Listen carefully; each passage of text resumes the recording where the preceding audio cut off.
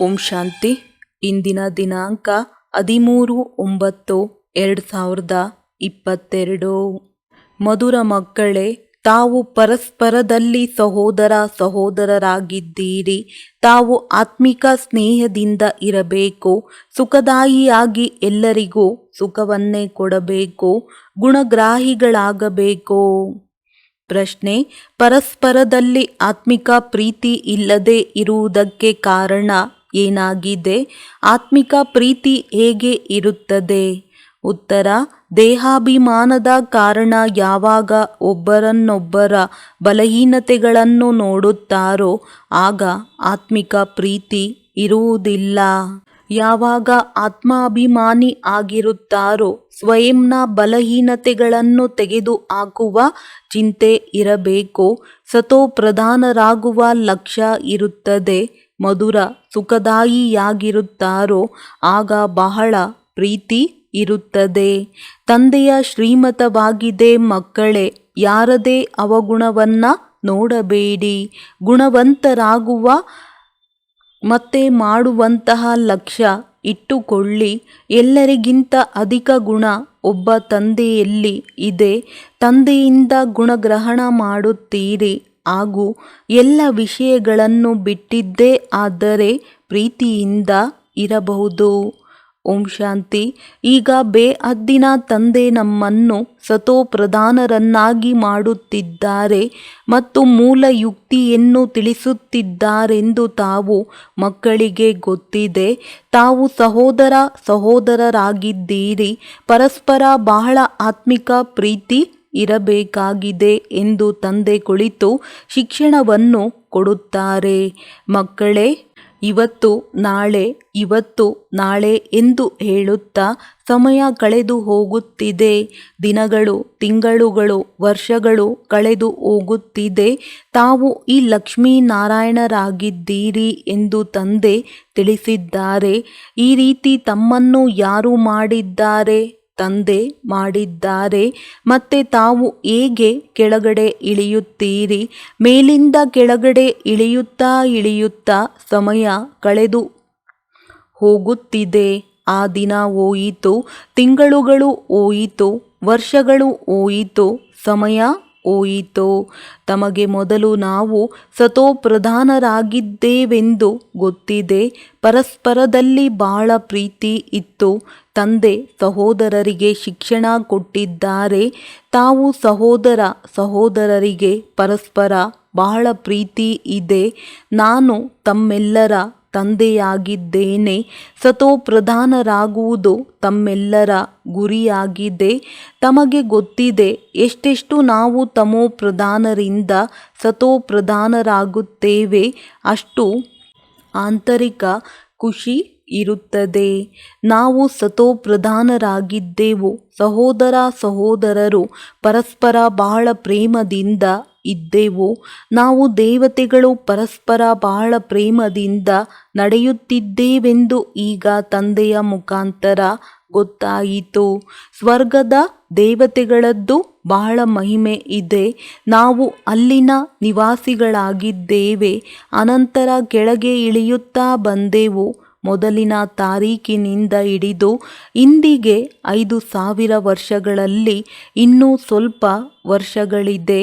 ಆರಂಭದಿಂದ ಹಿಡಿದು ನಾವು ಹೇಗೆ ಪಾತ್ರ ಮಾಡುತ್ತಾ ಬಂದೆವು.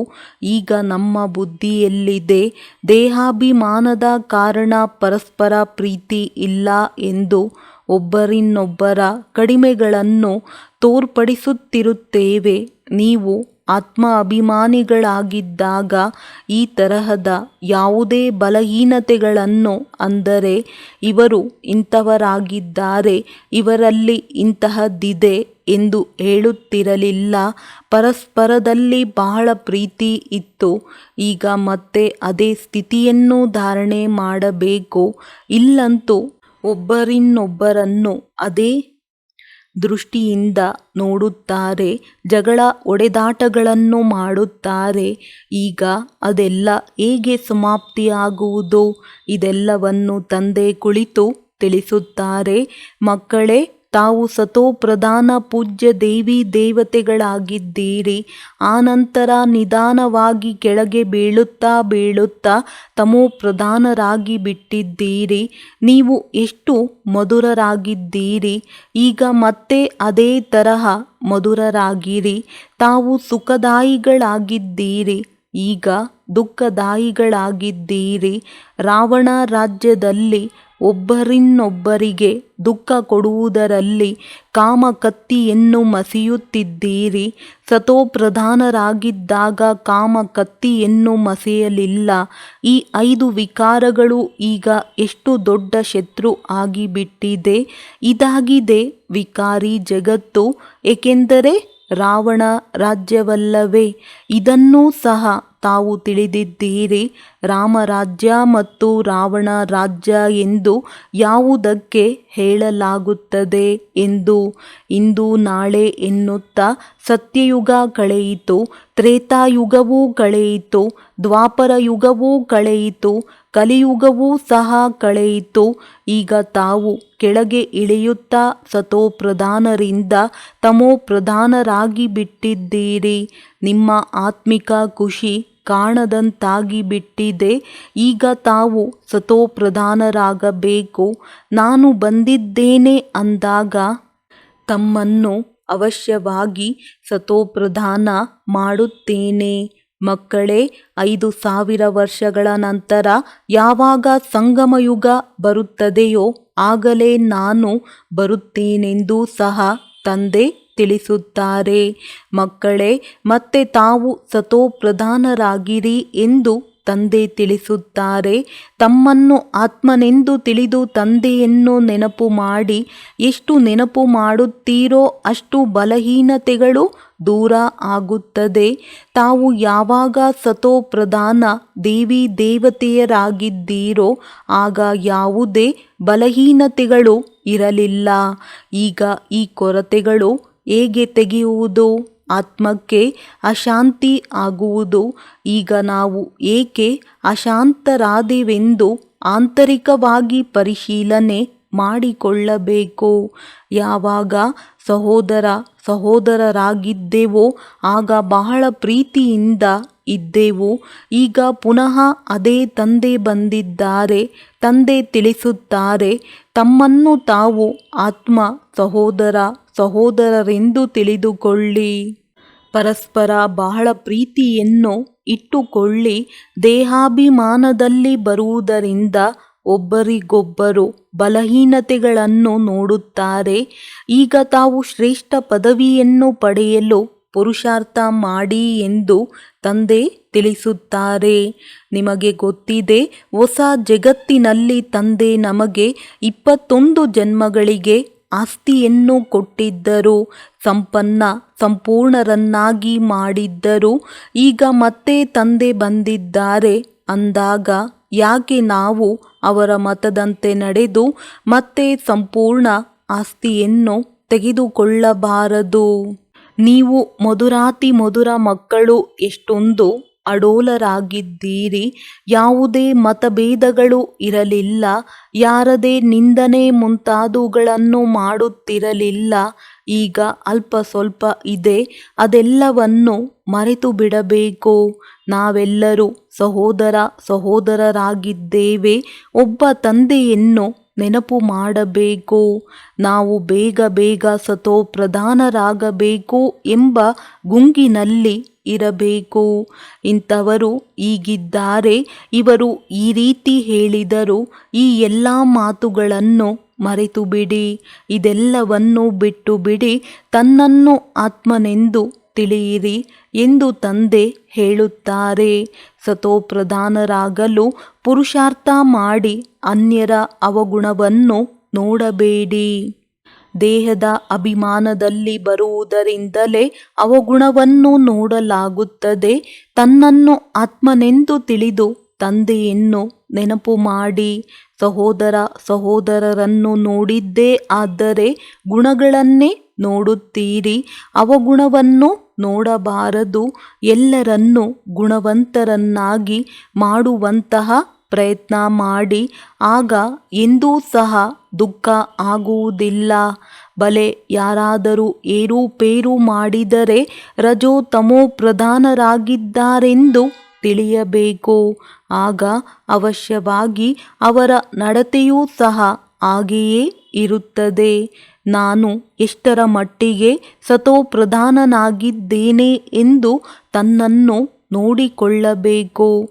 ಎಲ್ಲರಿಗಿಂತ ಹೆಚ್ಚಿನ ಗುಣ ತಂದೆಯಲ್ಲಿ ಇವೆ ಅಂದಾಗ ತಂದೆಯಿಂದಲೇ ಗುಣಗ್ರಹಣವನ್ನು ಮಾಡಿ ಅನ್ಯ ಮಾತುಗಳನ್ನು ಬಿಟ್ಟು ಬಿಡಿ. ಅವಗುಣವನ್ನು ಬಿಟ್ಟು ಗುಣವನ್ನು ಧಾರಣೆ ಮಾಡಿ ತಂದೆ ಎಷ್ಟೊಂದು ಗುಣವಂತರನ್ನಾಗಿ ಮಾಡುತ್ತಾರೆ.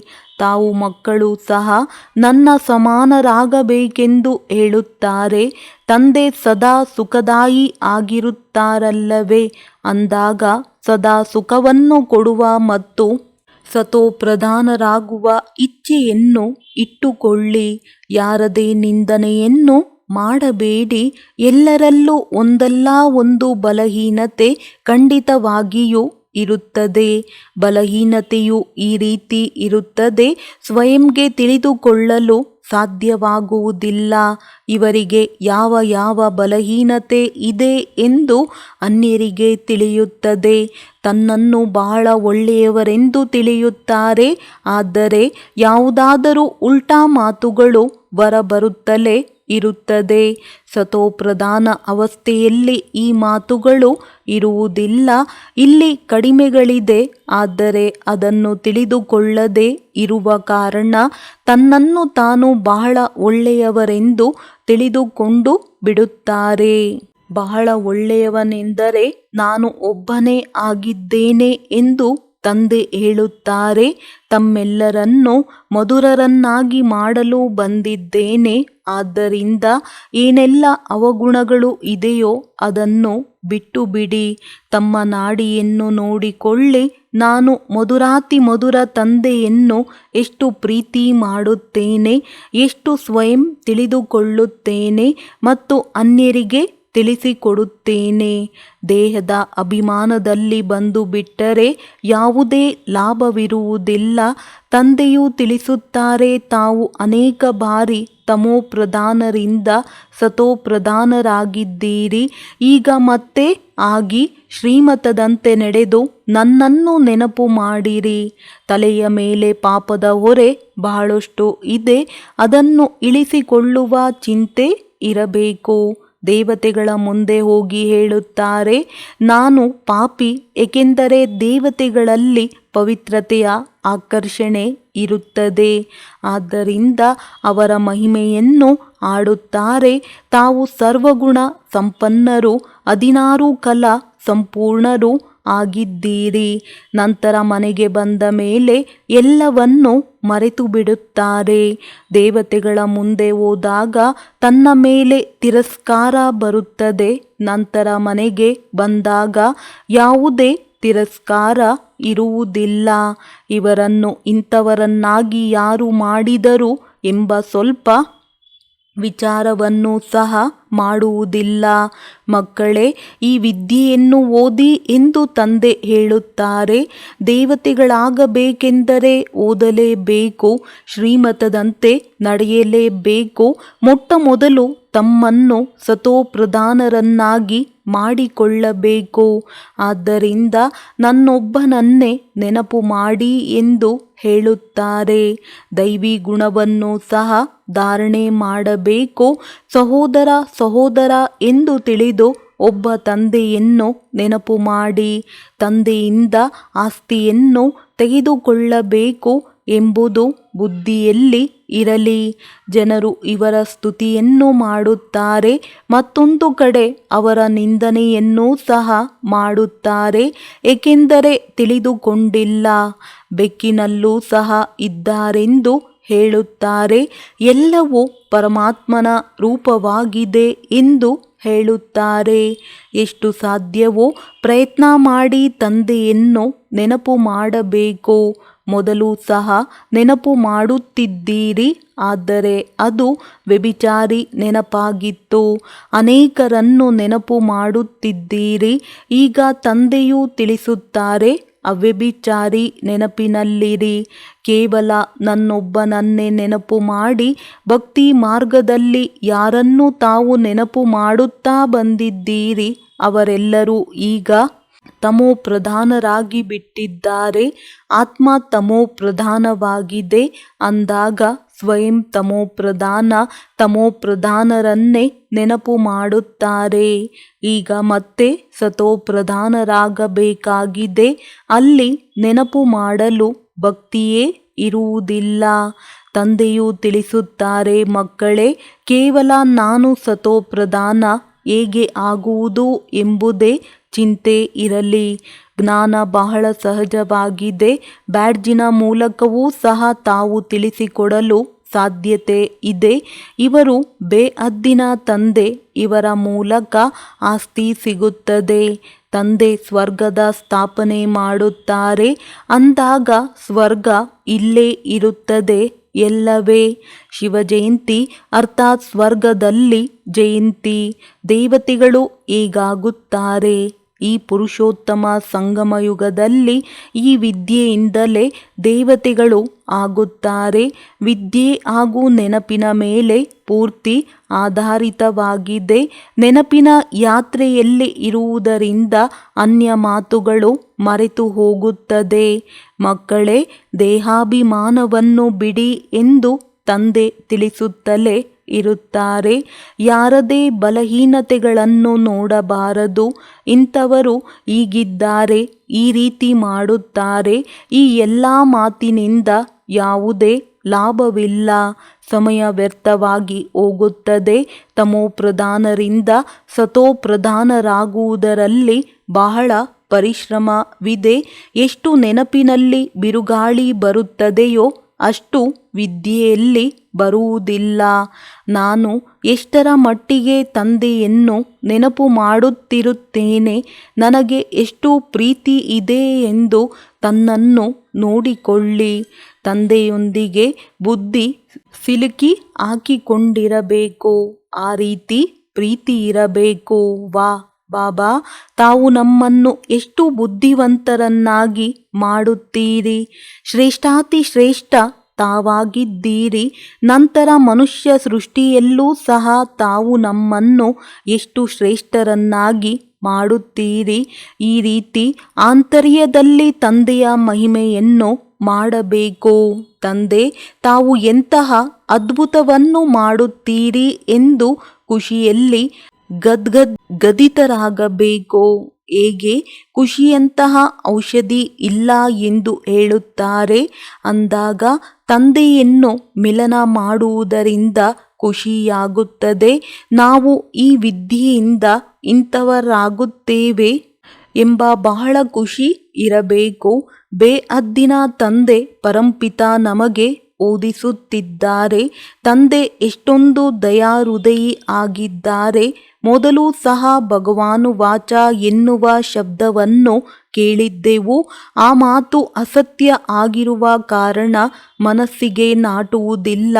ಇನ್ನು ಮುಂದೆ ಹೋದಂತೆ ತಮ್ಮ ದೈವಿ ವೃಕ್ಷ ವೃದ್ಧಿ ಆಗುತ್ತದೆ.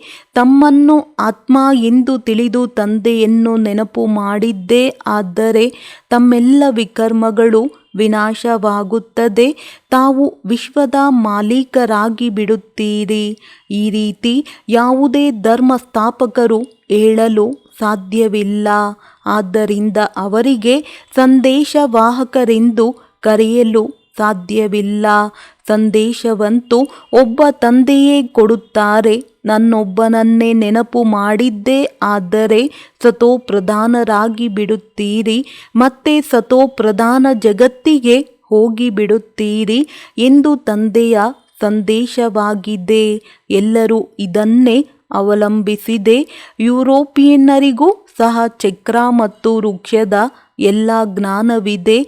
ಸೃಷ್ಟಿಯ ಚರಿತ್ರೆ, ಭೂಗೋಳ ಹೇಗೆ ಪುನರಾವರ್ತನೆ ಆಗುತ್ತದೆ ಎಂಬುದನ್ನು ಅವರಿಗೂ ತಿಳಿಸಿಕೊಡಿ. ಆಗ ಅವರಿಗೆ ಅದ್ಭುತವೆನಿಸುತ್ತದೆ. ಅಮರನಾಥ ತಂದೆ ಈ ಸತ್ಯ ಅಮರ ಕಥೆಯನ್ನು ಅಮರಪುರಿಗೆ ಕರೆದುಕೊಂಡು ಹೋಗಲು ತಿಳಿಸುತ್ತಿದ್ದಾರೆ. ಅದು ಅಮರ ಲೋಕವಾಗಿದೆ. ಇದು ಮೃತ್ಯುಲೋಕವಾಗಿದೆ. ಏಣಿಯಲ್ಲವೇ ಈಗ ನಾವು ಮೇಲೆ ಹೋಗುತ್ತಿದ್ದೇವೆ. ನಂತರ ನಂಬರ್ ವಾರ್ ಬರುತ್ತಾ ಹೋಗುತ್ತಾರೆ. ಶಿವತಂದೆ ನಮಗೆ ತಿಳಿಸುತ್ತಿದ್ದಾರೆ ಎಂದು ಸದಾ ತಿಳಿಯಿರಿ. ಅವರ ನೆನಪಿನಲ್ಲಿ ಇದ್ದಿದ್ದೇ ಆದರೆ ನಮಗೆ ಬಹಳ ಸಂತೋಷವಾಗುತ್ತದೆ. ಶಿವತಂದೆ ಇವರಲ್ಲಿ ಪ್ರವೇಶ ಮಾಡಿ ತಾವು ಮಕ್ಕಳಿಗೆ ಓದಿಸುತ್ತಿದ್ದಾರೆ. ಇವರು ಅದ್ಭುತವಾದ ಜೋಡಿ ಆಗಿದ್ದಾರೆ. ಶಿವತಂದೆ ಬ್ರಹ್ಮ ತಂದೆಗೆ ನೀನು ನನ್ನ ಮಡದಿ ಆಗಿದ್ದೀರಿ. ನಿಮ್ಮ ಮೂಲಕ ನಾನು ದತ್ತು ಮಾಡಿಕೊಳ್ಳುತ್ತೇನೆ. ನಂತರ ಮಾತೆಯರನ್ನು ನೋಡಿಕೊಳ್ಳಲು ದತ್ತು ಮಾಡಿಕೊಂಡ ಮಕ್ಕಳಲ್ಲಿ ಒಬ್ಬರನ್ನು ನಿಮಿತ್ತ ಮಾಡಲಾಗುತ್ತದೆ. ಮೊಮ್ಮ ಬ್ರಹ್ಮಪುತ್ರ ಎಲ್ಲದಕ್ಕಿಂತ ದೊಡ್ಡ ನದಿಯಾಗಿದೆ. ತ್ವಮೇವ ಮಾತಶ್ಚ ಪಿತಾ ಎಂದು ಇವರಿಗೆ ಹೇಳಲಾಗುತ್ತದೆ. ತಂದೆಯು ಬ್ರಹ್ಮ ಬಾಬಾ ಸ್ವಯಂ ತಿಳಿಸುತ್ತಾರೆ, ನಾನು ನಡೆದಾಡುತ್ತಾ ತಿರುಗಾಡುತ್ತಾ ತಂದೆಯನ್ನು ಬಹಳ ಖುಷಿಯಿಂದ ನೆನಪು ಮಾಡುತ್ತೇನೆ. ನೆನಪಿನಲ್ಲಿ ಎಷ್ಟು ಓಡಾಡಿದರೂ ಎಂದೂ ಸಹ ಆಯಾಸವಾಗುವುದಿಲ್ಲ. ಎಷ್ಟು ನೆನಪು ಮಾಡುತ್ತೀರಿ ಅಷ್ಟು ಹೊಳಪು ಕಂಡು ಬರುತ್ತದೆ. ಖುಷಿಯಲ್ಲಿ ತೀರ್ಥಯಾತ್ರೆಯಲ್ಲಿ ಓಡೋಡಿ ಎಷ್ಟು ಎತ್ತರವನ್ನು ಹತ್ತುತ್ತಾರೆ. ಅದೆಲ್ಲವೂ ಭಕ್ತಿ ಮಾರ್ಗದಲ್ಲಿ ಪೆಟ್ಟನ್ನು ಅನುಭವಿಸುವುದಾಗಿದೆ. ಇದು ಸಹ ಆಟವಾಗಿದೆ. ಭಕ್ತಿ ರಾತ್ರಿ ಈಗ ನಿಮಗಾಗಿ ದಿನ ಬರಲಿದೆ. ಒಳ್ಳೆಯದು. ಮಧುರಾತಿ ಮಧುರ ಅಗಲಿ ಹೋಗಿ ಮರಳಿ ಸಿಕ್ಕಿರುವ ಮಕ್ಕಳ ಪ್ರತಿ ಮಾತಾ ಪಿತಾ ಬಾಪ್ ತಾದಾರವರ ನೆನಪು, ಪ್ರೀತಿ ಹಾಗೂ ಸುಪ್ರಭಾತ. ಆತ್ಮಿಕ ಮಕ್ಕಳಿಗೆ ಆತ್ಮಿಕ ತಂದೆಯ ನಮಸ್ತೆ. ಧಾರಣೆಗಾಗಿ ತಂದೆಯೊಂದಿಗೆ ಇಷ್ಟು ಪ್ರೀತಿ ಇಡಬೇಕು. ಸದಾ ಒಬ್ಬ ತಂದೆಯೊಂದಿಗೆ ಸಿಲುಕಿ ಹಾಕಿಕೊಂಡಿರಬೇಕು. ಹಗಲು ರಾತ್ರಿ ತಂದೆಯ ಮಹಿಮೆಯನ್ನೇ ಮಾಡಬೇಕು. ತಂದೆಯ ಮಹಿಮೆಯನ್ನೇ ಮಾಡಬೇಕು. ಖುಷಿಯಲ್ಲಿ ಗದ್ಗದಿತರಾಗಬೇಕು. ತಂದೆಯ ಅವ್ಯಭಿಚಾರಿ ನೆನಪಿನಲ್ಲಿ ಇದ್ದು ಸತೋಪ್ರಧಾನರಾಗಬೇಕು. ಎಂದೂ ಸಹ ನನಗೆ ಎಲ್ಲವೂ ತಿಳಿದಿದೆ ಎಂದು ಅಹಂಕಾರ ಇರಬಾರದು. ತಂದೆಯ ಸಮಾನ ಮಧುರರಾಗಬೇಕು. ವರದಾನ: ಪವಿತ್ರತೆಯ ಫೌಂಡೇಶನ್ ಅನ್ನು ಶಕ್ತಿಶಾಲಿ ಮಾಡಿಕೊಂಡು ಅತೀಂದ್ರಿಯ ಸುಖದ ಅನುಭವ ಮಾಡುವಂತಹ ಸಂಪೂರ್ಣ ಮತ್ತು ಸಂಪನ್ನ ಭವ. ಬ್ರಾಹ್ಮಣ ಜೀವನದ ಫೌಂಡೇಶನ್ ಪವಿತ್ರತೆಯಾಗಿದೆ. ಈ ಫೌಂಡೇಶನ್ ಶಕ್ತಿಶಾಲಿಯಾಗಿದ್ದರೆ ಸಂಪೂರ್ಣ ಸುಖ ಶಾಂತಿಯ ಅನುಭೂತಿಯಾಗುವುದು. ಒಂದು ವೇಳೆ ಅತೀಂದ್ರಿಯ ಸುಖ ಹಾಗೂ ಮಧುರ ಶಾಂತಿಯ ಅನುಭವ ಕಡಿಮೆ ಇದೆ. ಆದ್ದರಿಂದ ಪವಿತ್ರತೆಯ ಫೌಂಡೇಶನ್ ಬಲಹೀನವಾಗಿದೆ. ಈ ವ್ರತ ಧಾರಣೆ ಮಾಡುವುದು ಕಡಿಮೆ ಮಾತಲ್ಲ. ಬಾಪ್ ತಾದ ಪವಿತ್ರತೆಯ ವ್ರತವನ್ನು ಪಾಲನೆ ಮಾಡುವ ಆತ್ಮಗಳಿಗೆ ಹೃದಯಪೂರ್ವಕವಾಗಿ ಆಶೀರ್ವಾದ ಸಹಿತ ಶುಭಾಶಯಗಳನ್ನು ನೀಡುತ್ತಾರೆ. ಈ ವ್ರತದಲ್ಲಿ ಸಂಪೂರ್ಣ ಮತ್ತು ಸಂಪನ್ನ ಭವದ ವರದಾನ ಪ್ರಾಪ್ತಿ ಮಾಡಿಕೊಳ್ಳಲು ವ್ಯರ್ಥ ಯೋಚಿಸುವುದು, ನೋಡುವುದು, ಮಾತನಾಡುವುದು ಮತ್ತು ಮಾಡುವುದರಲ್ಲಿ ಫುಲ್ ಸ್ಟಾಪ್ ಹಾಕಿ ಪರಿವರ್ತನೆ ಮಾಡಿಕೊಳ್ಳಿ. ಸ್ಲೋಗನ್: ಸದಾ ಒಬ್ಬರ ನೆನಪಿನಲ್ಲಿಯೇ ಮುಳುಗಿ ಹೋಗಿ ಬಿಡುವುದು. ಇದೇ ಏಕಾಂತವಾಸಿಗಳಾಗುವುದಾಗಿದೆ. ಒಳ್ಳೆಯದು. ಓಂ ಶಾಂತಿ.